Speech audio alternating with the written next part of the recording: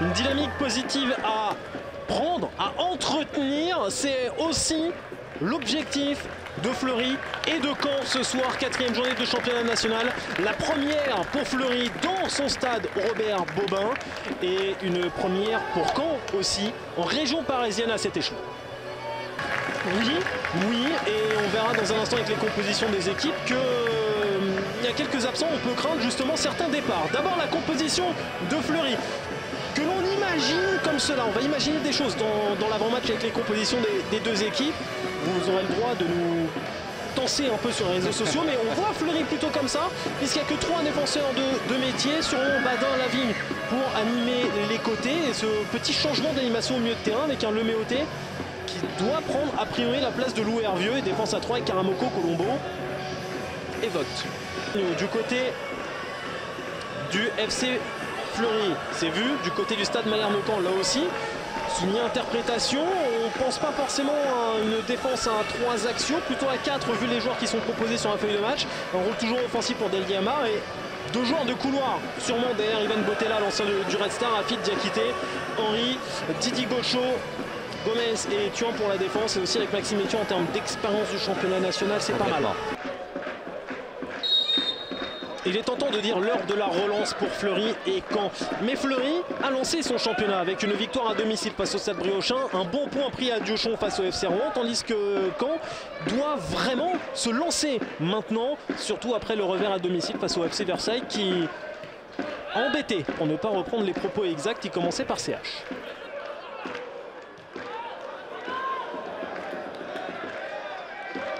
Botella sur le pied droit, première frappe du match, premier arrêt de Gaël Alette, et la seconde chance peut-être avec Afid de toute manière en position de hors-jeu. Le corner numéro 1 du soir pour le Méoté, fort dans les 5-50 d'Anthony Mandrea, Impérial, le portier désormais 103 apparitions avec Malherbe. Et Deli Amar pour relancer sur Lorenzo Rajo, du jeu rapide, des transitions justement pour aller porter le danger, l'appui du parquage avec le MNK à sa tête. Ouais, mais ça se replie bien, hein, ça se replie bien du côté de Fleury. Deli Amar s'en sort plutôt bien, et ballon gratté par le Méoté.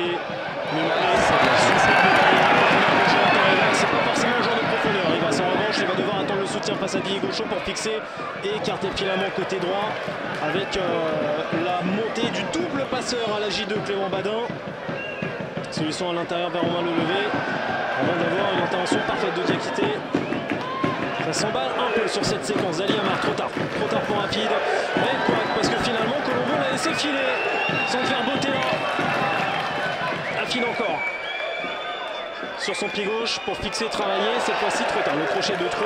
Allez, la minute de folie, on y est. Bagbema, le Rajo, Etienne. Dégagement Colombo. Ouais, là on manque de solutions. Il va falloir attendre un petit peu pour Valentin Lavigne. Lefebvre, le 1-2 peut-être un petit peu long. Et Mandrea sort parfaitement, 27e minute. On referme une séquence de jeu rapide, de transition, avec un caractère dangereux systématiquement dans les surfaces adverses.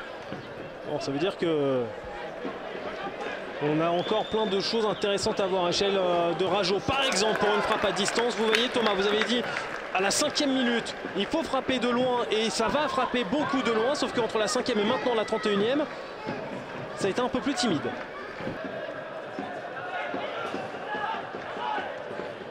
Deli Amar avec Henry. Qualité de son de et pour aller offrir un prime, le premier but, le tout premier but avec l'équipe première.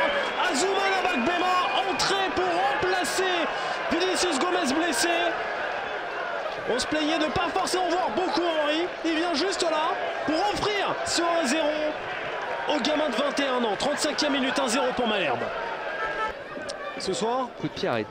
Mais non. Merci. La semaine dernière c'était un penalty. Ce soir c'est pas un penalty, c'est un corner. C'est encore une situation arrêtée. Fleury pour l'instant ne prend pas de but dans le jeu, mais dans le jeu est plutôt bien. Et la réaction est là avec Jonathan Rivas à la 40e minute de jeu. Tout ça pour dire qu'on se rapproche de la fin du temps additionnel. Il n'y aura pas eu quand même énormément d'occasions au cours de cette première période. Tant mieux pour Caen puisqu'il y a la gestion, la maîtrise. Alors je vous dis 3 minutes, ce sera peut-être 4. Hein. Peut-être pas bien vu le... Oui, bien de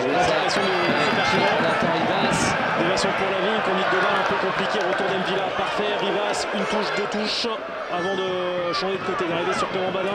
On a sur le pied gauche. Pour enfin Brisson. Il aura fallu arriver à la 4e minute du temps additionnel de cette première période pour avoir Fleury dangereux en transition. Venir prochainement du côté de Fleury. Henry. La bonne fixation avec Afid encore fort devant le but. Colombo redresse finalement ce ballon sur Evan Bottella. Il fallait aussi qu'un attaquant soit buteur ce soir. C'est le cas avec l'ancien londonien. Le coup parfait pour Bottella, deuxième but de la saison. 2-0 pour Caen, 50e minute. Là, clairement, Malherbe est à l'abri.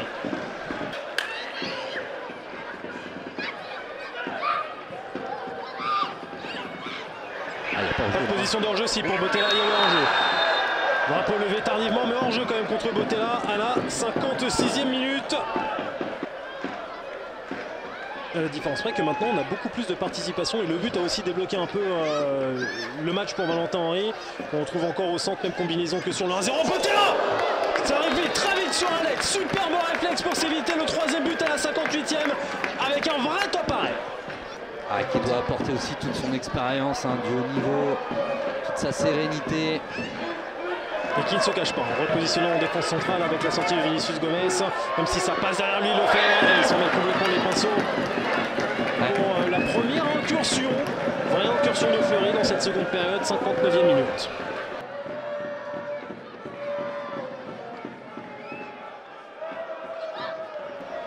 Il faut compter sur les rushs de Kevin Farad et Lorenzo Rajo au sol. De l'autre côté, Glissade, il avait perdu un petit peu de vue le ballon. Farad lui aussi au sol. Il a quand même pu transmettre un Rivas, il n'est pas dans la position de hors-jeu. Villa pour cadrer, faire reculer. Le Méoté rentre dans cette surface de réparation. Le ballon vers Badin, contrôle du droit, enchaînement du gauche. Et c'est sur des situations comme ça qu'un match de national peut aussi être renversant. Une projection, une transition depuis le début de la rencontre pour Fleury. 61e minute, la première est dedans. Encore les premières avec Fleury.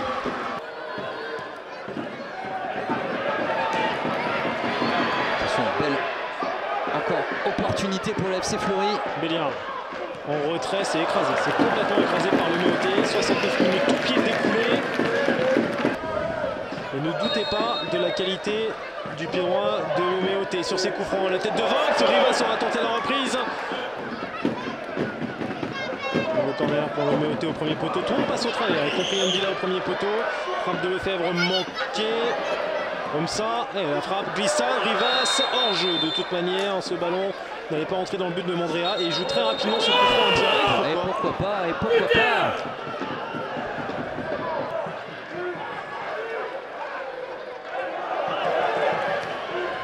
C'est très très bien joué ça aussi. Béliard, Silla, retour sur le pied droit, Mandrea la parade.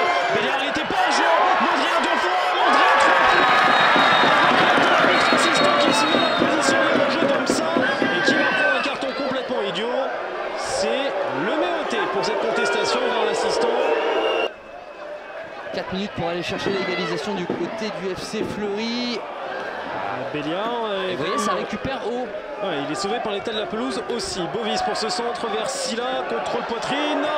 Main qui n'est pas sanctionnable, elle est collée au corps. Ça réclame pas plus que ça de toute manière. Aubourg. Ça a beaucoup réclamé sur le banc du FC Fleury quand même. Pour ses préparations. Le centre très bon de Rivas. Là encore de la précipitation avec question à beauté à lui festive de suite. Ça va laisser des regrets, clairement, ce match à l'équipe de David Ville. C'est plus à l'expérience du dessus de la Ligue 2 que Caen est venu chercher ce résultat au stade Robert Bobin de Bondoufle. 2 buts de Bakbema, son premier en national. But de Bottella au retour des vestiaires, ça suffit pour se mettre à l'abri. Non sans mal, non sans peur. Premier but en national aussi pour Badin. Mais que c'était dur pour Malherbe.